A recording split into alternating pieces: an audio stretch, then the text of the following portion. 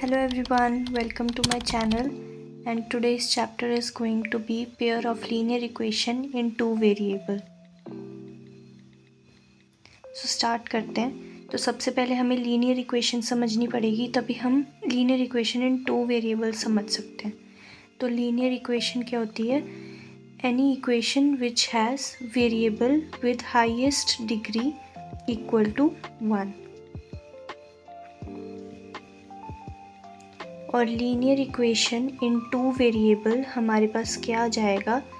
जैसे for example हम मान लेते हैं x plus y equal to 2. तो अब इस इक्वेशन में हमारे पास सामने सामने हमें दिख रहा है x हमारा फर्स्ट वेरिएबल हो जाएगा और y हमारा सेकेंड वेरिएबल हो जाएगा. दो वेरिएबल्स हैं, इसलिए linear equation in two variable. और लीनियर इक्वेशन क्यों है? क्योंकि इसके हाईएस्ट डिग्री 1 है. ठीक है. अब हमारे पास है जनरल फॉर्म लीनियर इक्वेशन की. तो वो हम लिखते हैं ax plus b y plus c is equal to 0. a और b यहाँ पे कोफिशिएंट हैं x और y के, और c कांस्टेंट है, और a और b नॉट इक्वल टू 0 होंगे. अब graphical method of solution of a pair of linear equation देखते हैं. तो किसी भी लीनियर इक्वेशन का नो सॉल्यूशन होगा वो inconsistent pair of linear equation होगा, और जिसका सॉल्यूशन होगा उसके consistent pair of linear equations होंगे. अब 3 हमारे पास पॉइंट्स हैं. मान लो कि एक लाइन जो इंटरसेक्ट कर रही है तो उसका एक यूनिक पॉइंट होगा, सिंगल ही पॉइंट हमारे पास आएगा मतलब सॉल्यूशन का. तो इसलिए अगर हमारे पास सॉल्यूशन होता है तो क्या बनते हैं? कंसिस्टेंट पेयर ऑफ इक्वेशंस बनती थी. तो इसका सॉल्यूशन है, इसलिए कंसिस्टेंट है.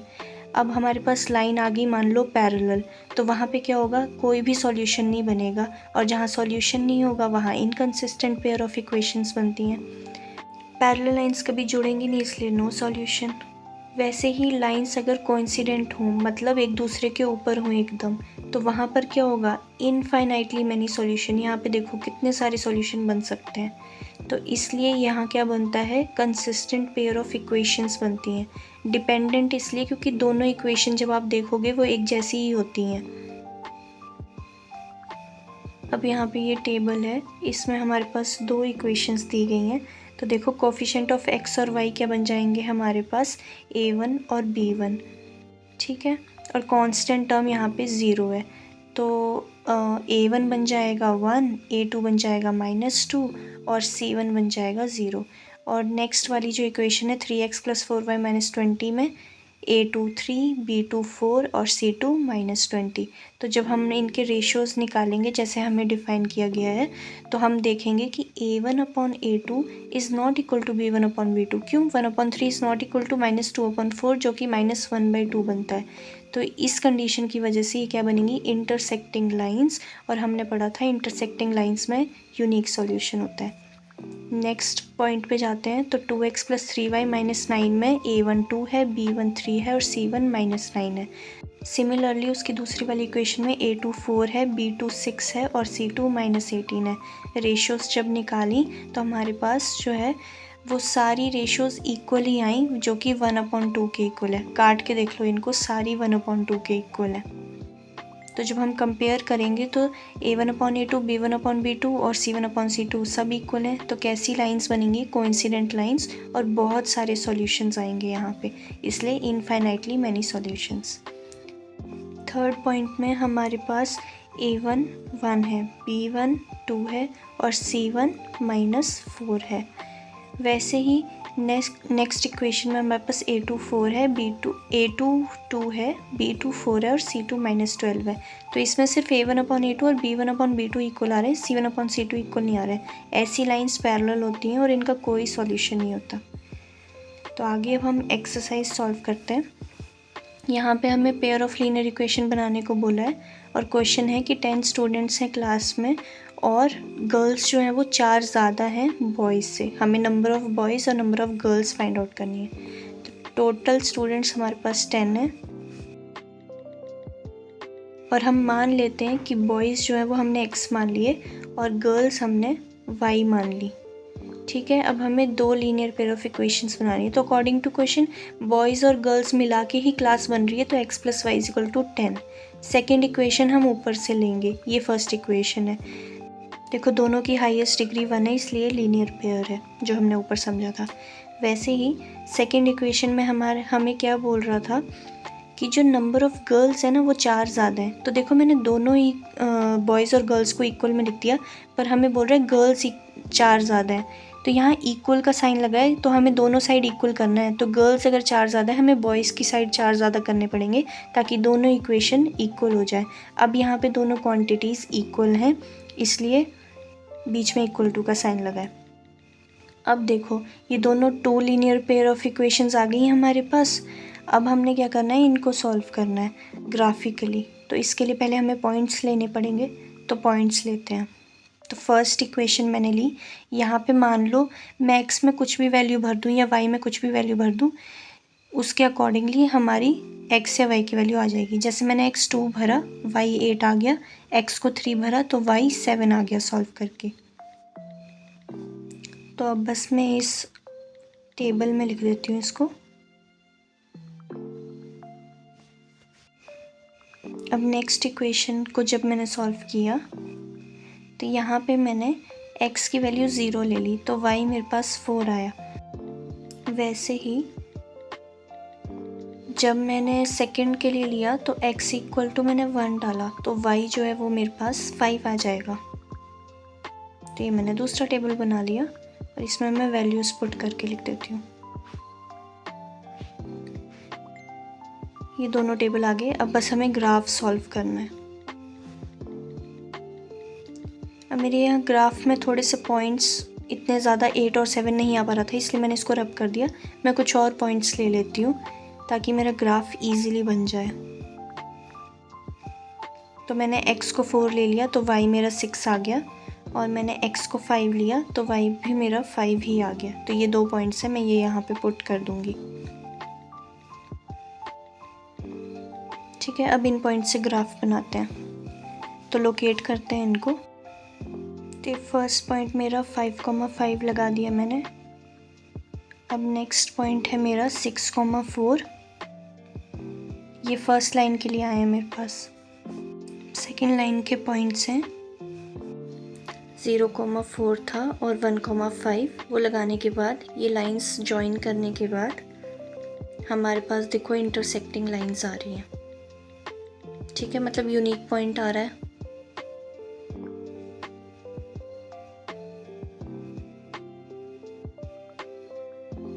तो ये 3,7 आया है मेरा आंसर। मतलब ये x की वैल्यू 3 की जगह है और y की जगह जो है वो 7 है। सो यहाँ पे जो पॉइंट्स आए 3,7, इसमें से मैंने क्या माना था, x को मैंने बॉयज़ माना था और y को मैंने गर्ल्स माना था। तो बॉयज़ आ गए 3 और गर्ल्स आ गई 7, और ऐसे भी हमें बोला था गर्ल्स जो है वो 4 ज़्यादा है, तो वो भी सेटिस्फाई हो गया। नेक्स्ट क्वेश्चन है 5 पेंसिल और 7 पेन्स जो है उनकी कॉस्ट 50 है। वैसे ही 7 पेन्स और 5 पेन्स टुगेदर की कॉस्ट जो है 46 है।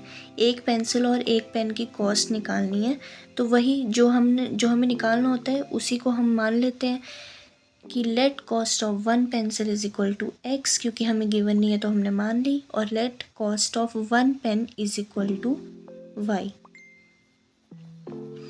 अब आगे देखो बोला है 5 पेंसिल और 7 पेन्स की, तो 5x plus 7y is equal to 50। Similarly 7 pencil और 5 पेन्स की टुगेदर है 46, तो 7x plus 5y is equal to 46।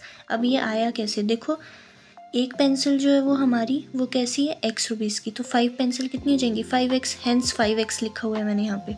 वैसे ही 1 पेन जो है वो y का है, तो 7 पेन कितने हो जाएंगे 7y के, हेंस मैंने 7y लिखा हुआ है। दोनों का प्लस करके 50 आया क्योंकि टुगेदर कॉस्ट 50 है। सिमिलरली ही सेकेंड इक्वेशन है। अब फर्स्ट को सॉल्व करते हैं ताकि हमारे पॉइंट्स आ जाए। तो मैंने x यहाँ पे मान लिया, 3 मान लेती हूँ मैं x को, तो ईजिली सॉल्व हो जाएगा। तो y की वैल्यू कैसी आ जाएगी, y की वैल्यू आ जाएगी 5। ठीक है, तो फर्स्ट पॉइंट लिख लेते हैं। अब आपको किसी को लग रहा होगा कि मैंने 3 और 5 3 क्यों ली एक्स की वैल्यू, क्योंकि उसके पीछे मैं रख के देख रही थी तो पॉइंट्स में आ रहा था। पॉइंट्स में नहीं ले जाके हम नॉर्मली सॉल्व करेंगे। सेकंड जब मैंने एक्स की वैल्यू 10 ली तो वाई जो है वो 0 आ गया। तो आपको ऐसी ही वैल्यू लेनी है जिसमें सिंपली आपका आंसर आ जाए, पॉइंट्स वगैरह में या फ्रैक्शन में मत जाना। तो अब सेकंड इक्वेशन में मैंने अगर y की वैल्यू 5 ले ली तो x की वैल्यू मेरे पास क्या आ जाएगी,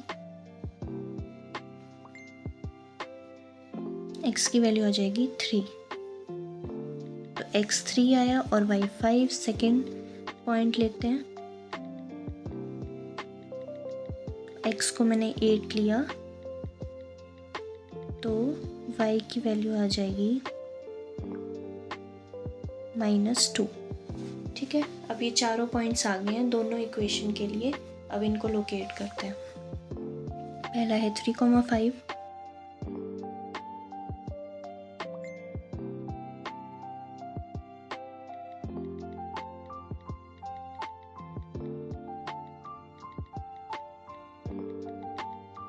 आगे है 10,0,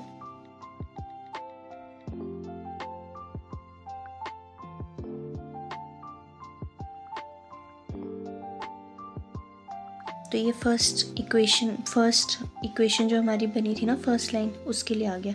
सेकंड वाला भी हमारा 3,5 ही था और नेक्स्ट था 8,-2। फिर से हमारे पास इंटरसेक्टिंग पॉइंट्स आए हैं, मतलब यूनिक सॉल्यूशन है। ठीक है, ये पॉइंट क्या है 3,5, मतलब x की जगह 3 और y की जगह 5, मतलब कॉस्ट ऑफ 1 पेंसिल हमारे पास 3 है और कॉस्ट ऑफ 1 पेन जो है वो 5 है, क्योंकि मैंने x को 3 माना था और y को 5। अब ये नेक्स्ट क्वेश्चन था हमारा, कंपेयर करनी है हमने a1/a2, b1/b2 और c1/c2, बताना है इंटरसेक्टिंग है कि पैरेलल है कि कोइंसिडेंट।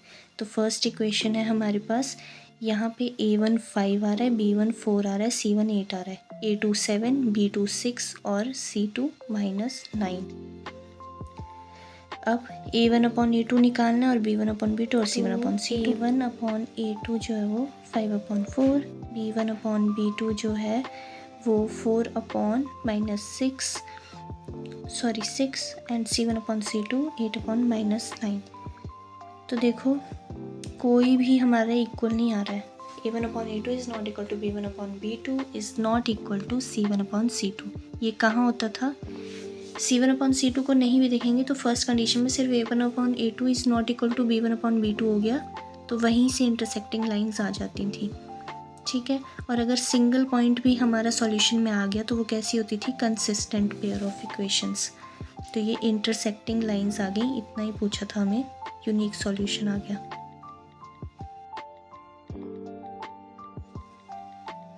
नेक्स्ट क्वेश्चन में हमारे पास a1 है 9, b1 है 3 और c1 है 12। वहीं a2 है 18, b2 है 6 और c2 है 24। अब a1/a2 हमारा 9/18, b1/b2 3/6 एंड c1/c2 12/24। ये सब कट जाएंगे, देखो 1/2 1/2 1/2 आ जाएगा सबका आंसर।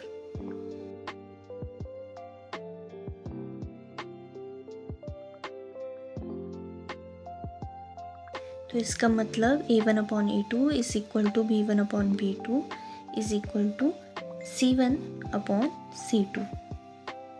अब ये कंडीशन हमारी कहाँ होती थी, जब हमारी कोइंसिडेंट लाइंस होती थी। थर्ड इक्वेशन है, उसमें भी ऐसे निकालेंगे, a1 b1 c1 की वैल्यूज़ लिखी और a2 b2 और c2 की वैल्यूज़ लिखकर कंपेयर करेंगे कि क्या कंडीशन आ रही है।